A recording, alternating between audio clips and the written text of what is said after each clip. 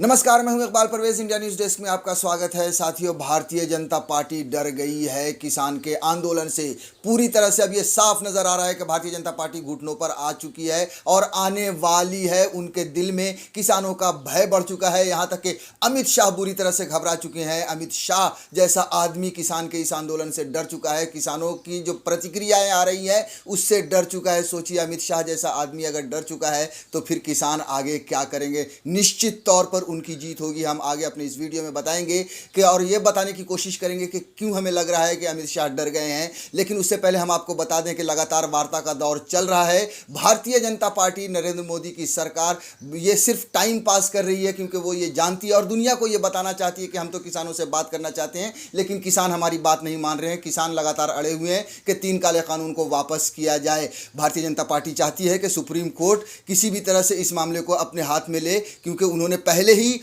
4 ऐसे लोगों की कमेटी बनाई है जो भारतीय जनता पार्टी के साथ हैं, इन 3 काले कानूनों के साथ हैं। इसलिए भारतीय जनता पार्टी, ये जो बैठक का दौर चल रहा है वो सिर्फ एक समझ लीजिए कि बहलावा है, वरना कुछ होगा नहीं। सुप्रीम कोर्ट भी वही फैसला देगी जो भारतीय जनता पार्टी चाहती है, जो मोदी सरकार चाहती है, हम सब ये जानते हैं। लेकिन किसान किसी भी कीमत पर मानने को तैयार नहीं है। अब हम वापस आते हैं डर के ऊपर, जहां अमित शाह जैसा आदमी डर चुका है। जी हां, हम आपको एक खबर आपको बताते हैं कि करनाल, हेडलाइन है, एनडीटीवी ने छापी है ये खबर कि करनाल हिंसा के बाद हरियाणा सरकार को अमित शाह की सलाह, कृषि कानूनों के समर्थन में कार्यक्रम रद्द करने से बचा जाए। जी हाँ, ये अमित शाह का डर है कि उन्होंने अपनी पार्टी को या नरेंद्र तोमर को ये कहा है कि अब किसी तरह की सभा ना लें, किसी भी तरह के किसानों के बीच में ना जाएं, ये बताने की कोशिश ना करें। जैसे हमने आपको पहले भी अपने वीडियोस में बताया है कि भारतीय जनता पार्टी ने सबसे पहले तो इन किसानों को बदनाम करने की कोशिश की, इन्हें आतंकी कहा, खालिस्तानी कहा, इस आंदोलन को ख़त्म करने के लिए चीनी समर्थक कहा, पाकिस्तानी समर्थक कहा। लेकिन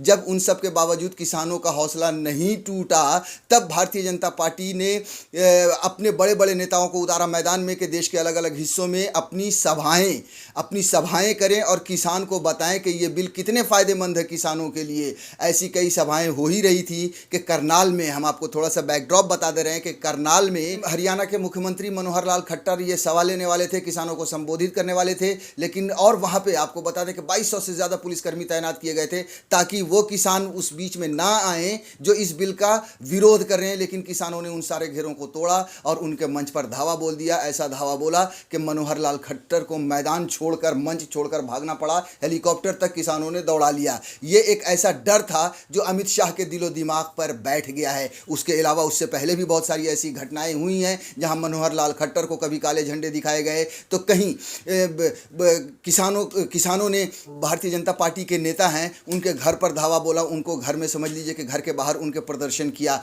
यहाँ तक कि जियो के 1500 से ज़्यादा टावर को बंद करा दिया किसान के इस आंदोलनकारियों ने। उसके अलावा अगर हम बात करें तो हरियाणा के 60 गांव में भारतीय जनता पार्टी के किसी भी नेता को जाने की परमिशन नहीं है। वहां पर ये कह दिया गया कि यहाँ पे भारतीय जनता पार्टी का कोई भी सपोर्टर नहीं आएगा।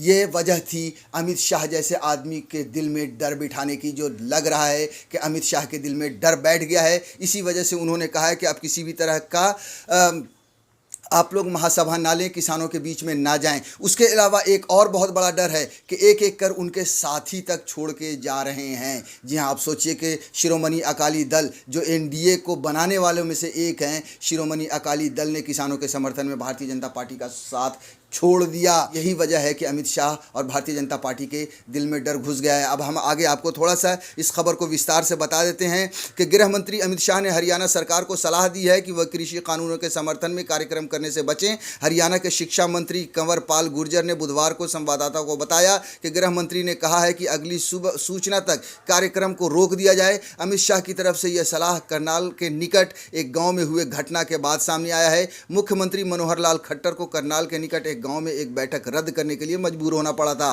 गुर्जर ने कहा, करनाल में जो कुछ हुआ उसके बाद गृह मंत्री ने सरकार को सलाह दी है कि वो किसानों के साथ टकराव को ना बढ़ाएं। साथ ही हरियाणा सरकार के मंत्री ने किसानों पर भी निशाना साधा है। कहा है कि पूरे राज्य ने देखा कि रविवार को किसानों ने कैसा व्यवहार किया जब मुख्यमंत्री खट्टर एक सभा को संबोधित करने वाले थे। मोबाइल फोन फुटेज में किसानों को मंच पर उत्पात मचाते हुए देखा जा सकता है। किसानों ने पोस्टर और बैनर फाड़ दिए और मंच की कुर्सियों को भी फेंक दिया।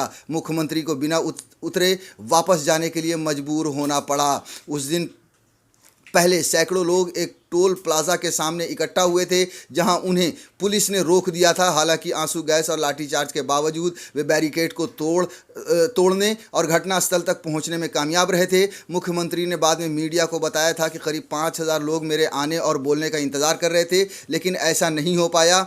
विरोध के मद्देनज़र मैंने चॉपर को वापस लौटने को कहा, क्योंकि मैं कानून और व्यवस्था की स्थिति को ख़राब नहीं करना चाहता था। घटना के लिए विपक्ष को जिम्मेदार ठहराते हुए उन्होंने कहा था, किसान कभी इस तरह का व्यवहार नहीं करते।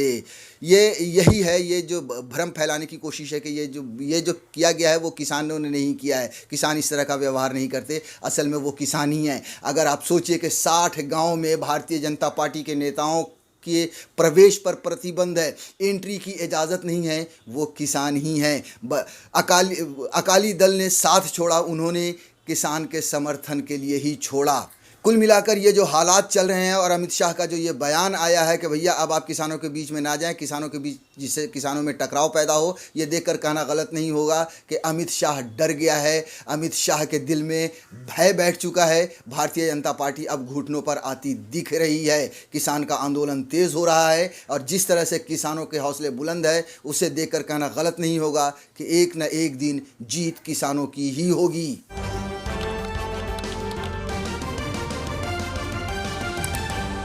आपकी आवाज